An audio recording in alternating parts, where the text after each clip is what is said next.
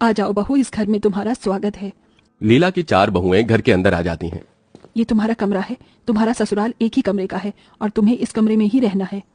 लीला जैसे ही कमरा खोलती है उस कमरे में कुछ भी नहीं होता, पूरा कमरा खाली होता है।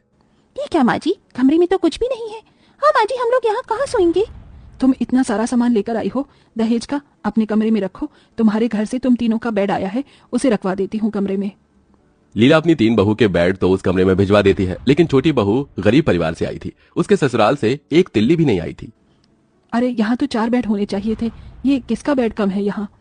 माँ जी, हम अपनी मायके से कुछ भी नहीं लेकर आए हैं। तो अच्छा चलो, कोई बात नहीं।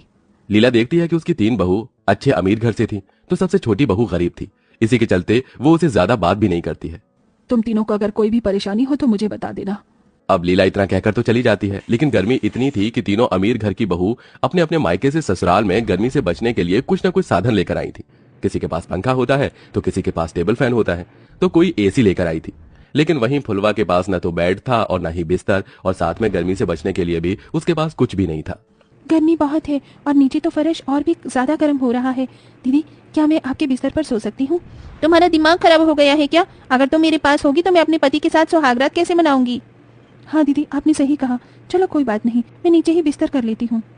फुलवा जमीन पर बिस्तर कर लेती है। इधर तीनों अमीर बहू अपने अपने बेड पर अपने पतियों के साथ आराम से चैन की नींद सो रही होती हैं, तो उधर फुलवा अपने पति के साथ गर्मी में जमीन पर पड़ी होती है। बहुत गर्मी लग रही है, आज गर्मी कुछ ज्यादा ही है। आपको गर्मी लग रही है? रुको, मैं कुछ करती हूँ। फुलवा कमरे के आसपास देखती है, उसे किताबें दिखाई देती है।